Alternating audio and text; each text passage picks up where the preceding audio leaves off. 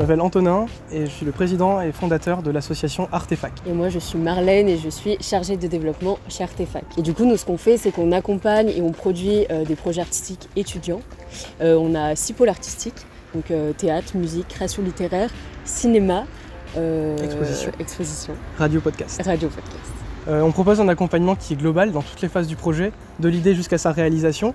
Et on veut véritablement décloisonner le secteur culturel pour que les étudiants de différents cursus puissent se rencontrer. Donc c'est-à-dire à la fois les métiers artistiques, mais aussi techniques et tous les métiers connexes, donc de l'administration, de la production, de la communication, de la médiation, etc. On a lancé l'asso en 2019. Septembre 2019, à partir du constat que les étudiants dans des cursus entre guillemets administratifs ou théoriques se plaignaient de ne pas avoir suffisamment d'expérience de terrain pour appliquer ces connaissances. Et d'un autre côté, les étudiants en cursus pratique, type conservatoire ou école de théâtre, se plaignaient qu'on ne leur apprenne pas à monter une équipe, monter un projet, vendre leur spectacle. On a créé Artefac justement pour remédier à ce problème et faire se rencontrer ces deux profils d'étudiants pour qu'ils créent ensemble des projets artistiques.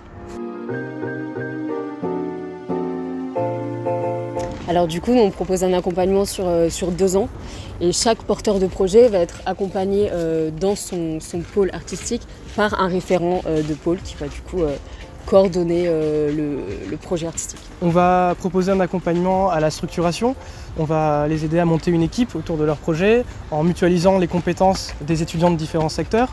On va leur proposer un accompagnement administratif dans la recherche de financement, de partenaires. On va les mettre en contact avec des professionnels sur le terrain pour encourager la création d'un réseau. Alors je dirais que le frein principal qu'on a eu depuis la création, c'est le Covid, qui nous a quand même pas mal freiné dans nos ambitions, mais on a quand même réussi à accompagner plusieurs projets l'année dernière. Et donc cette année, on a lancé notre appel à projet, la première véritable promo de cet appel à projet, qui est constitué du coup de 12 projets répartis dans les 6 pôles artistiques et qu'on va accompagner pendant 2 ans.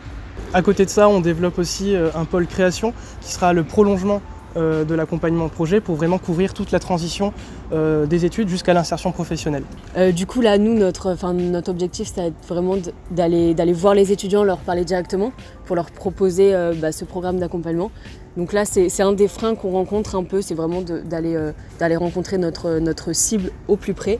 On essaie véritablement de créer ce lien, de créer ces passerelles entre les campus, entre des étudiants dans des cursus parfois assez similaires, mais qui ne se rencontrent pas à cause justement de ce cloisonnement des filières et de cette hyper spécialisation qu'on rencontre aujourd'hui. Donc le défi vraiment, ça va être de permettre à ces étudiants de se rencontrer et de connaître le dispositif, qui n'est pas un dispositif du coup propre à leur structure, mais véritablement interuniversitaire. Sorcières, c'est une exposition qui a pour but de revaloriser les figures de sorcières à travers le prisme de la sororité. C'est une exposition collective, pluridisciplinaire, d'artistes plasticiennes, photographes, également littéraires. Et on a accompagné Louise, du coup, la porteuse de projet et commissaire d'exposition, pendant 2 ans, depuis que le projet a commencé l'an dernier.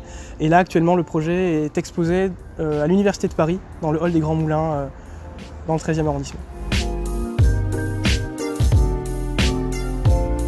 Je dirais le premier conseil qui me vient, c'est de ne pas rester tout seul. C'est déjà une immense charge mentale de porter un projet artistique et on ne peut pas avoir toutes les casquettes à la fois. Il faut savoir aller chercher des personnes qui ont des compétences spécifiques, il faut savoir s'entourer, il faut savoir aller demander des conseils autour de soi. Et il y a des structures qui proposent cet accompagnement, il y a des personnes, des étudiants qui ont envie de s'investir dans des projets et qui ont des compétences et des nouvelles idées à apporter.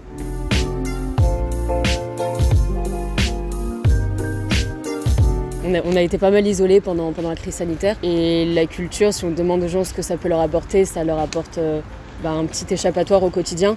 Donc du coup, quand on est seul, on a encore plus besoin de ça. Donc je pense que ça a eu un rôle très important pour beaucoup de gens. Je pense que oui, le fait d'avoir été privé de ces lieux de culture pendant la crise sanitaire nous a vraiment montré à quel point c'était essentiel et c'était des lieux de rencontre, des lieux d'échange et que la pratique artistique aussi permettait d'entretenir le lien social, de rencontrer d'autres personnes, de confronter des points de vue. Si vous avez un projet artistique, n'hésitez pas à juste franchir le cap et à essayer de réaliser ce que vous voulez réaliser, parce qu'il y a des gens autour qui vont vous soutenir.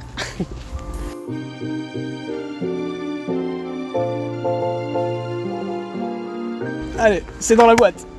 Allez. Ok. Bon, l'axe.